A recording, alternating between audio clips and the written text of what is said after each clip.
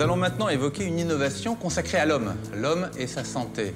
Chaque année, des milliers de patients sont opérés avec l'aide de robots chirurgiens. Mais saviez-vous que l'un des plus performants d'entre eux a été conçu par un Français?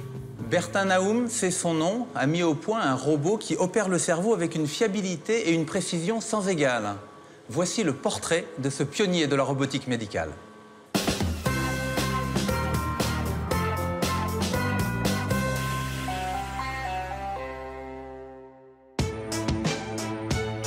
La robotique chirurgicale en Europe a trouvé son guide. Il est français, il s'appelle Bertin Naoum. Né il y a 44 ans au Sénégal de parents béninois, son parcours force l'admiration.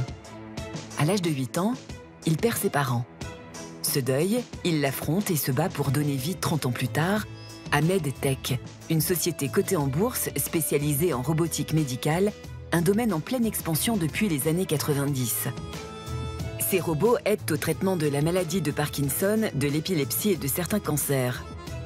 Un prestigieux classement canadien le décrit comme l'une des personnalités les plus innovantes au monde, aux côtés de Steve Jobs et de Mark Zuckerberg.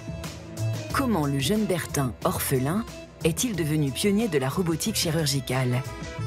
Au début des années 70, toute ma famille est venue s'installer en France, en région lyonnaise. Et donc moi, c'est comme ça que j'ai atterri en France, alors que j'avais à peine 1 an. D'un point de vue professionnel, il m'a fallu beaucoup de temps, comme beaucoup de jeunes encore aujourd'hui, avant de vraiment trouver ma voie. C'est la voie des sciences et des mathématiques qu'il suit. Un master de robotique en Angleterre et un diplôme d'ingénieur à l'INSA à Lyon en poche, il découvre que la robotique peut sauver des vies. J'ai participé à un projet de fin d'études en collaboration avec l'hôpital neurocardiologique de Lyon.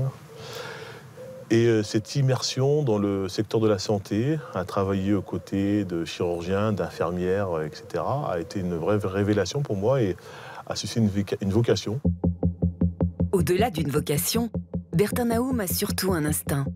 Pour lui, l'avenir de la médecine, c'est la chirurgie mini-invasive, une technique consistant à réduire la taille des incisions au maximum.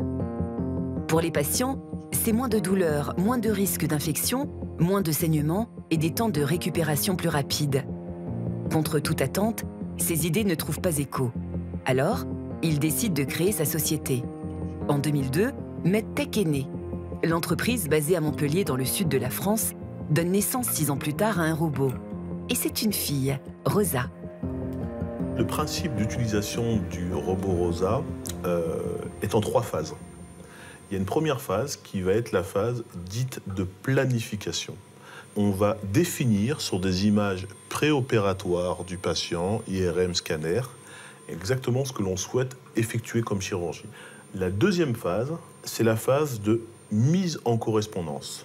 C'est une technique automatique, sans contact, par laser, au terme de laquelle le robot va tout simplement apprendre lui-même où est le patient par rapport aux images préopératoires. Et la troisième phase, c'est la chirurgie. Rosa est tout simplement comme un GPS pour le conducteur d'une voiture. Le chirurgien lui indique où il veut aller et Rosa lui propose le meilleur chemin pour y arriver. Rosa ne remplace pas le chirurgien, il l'assiste. Depuis 2008, le robot a été utilisé dans plus de 1200 opérations dans une vingtaine d'hôpitaux dans le monde, comme ici, à Vogtareuth, près de Munich, en Allemagne. Le centre hospitalier s'est doté du robot en août 2011. Bertin Naoum a fait le déplacement. Il va assister à la pose intracrânienne d'une douzaine d'électrodes sur un jeune épileptique. C'est toujours un plaisir de pouvoir assister à des chirurgies comme ça et voir de façon très concrète la façon dont nos robots sont utilisés. Le docteur Manfred Kudernatsch est le chef du département de neurochirurgie de la Schön Klinik. C'est un plaisir de vous rencontrer. Merci beaucoup pour l'invitation. Vous êtes le bienvenu. Il opère aujourd'hui un enfant souffrant d'épilepsie pour la première étape de son traitement.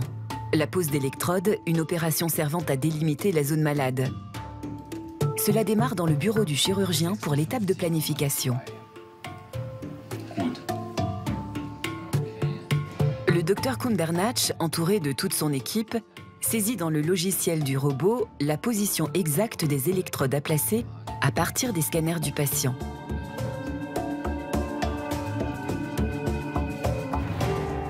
Direction le bloc opératoire pour la deuxième étape de localisation avant l'intervention.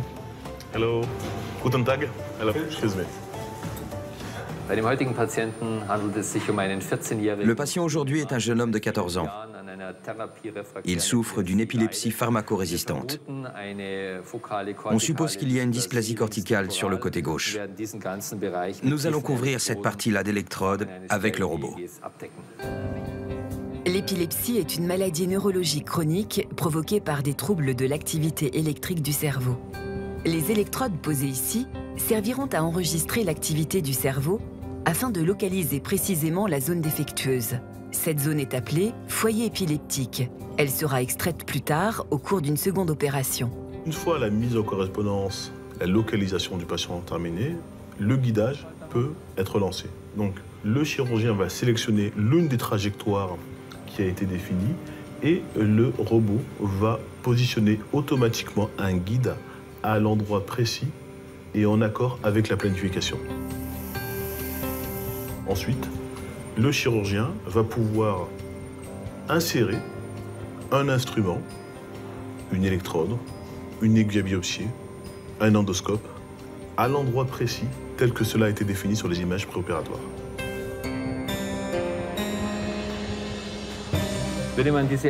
Lorsque l'on met cette électrode sans le robot, on a besoin d'au moins 20 minutes, alors qu'avec Rosa, seules 8 minutes sont nécessaires.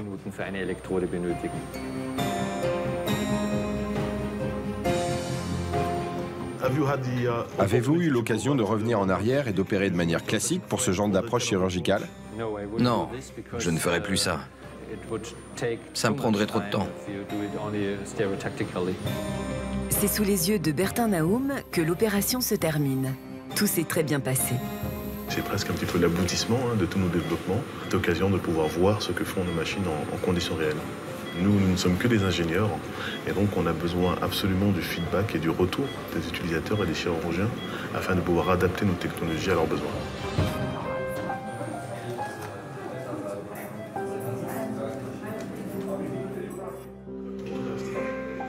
Mission accomplie pour Bertin Naoum. Retour à Montpellier pour voir le dernier né de la série, Rosa Spine. Ce robot dédié aux interventions de la colonne vertébrale possède un système de suivi en temps réel, appelé tracking. Le chirurgien peut ainsi faire face aux mouvements involontaires du patient, dus notamment à sa respiration.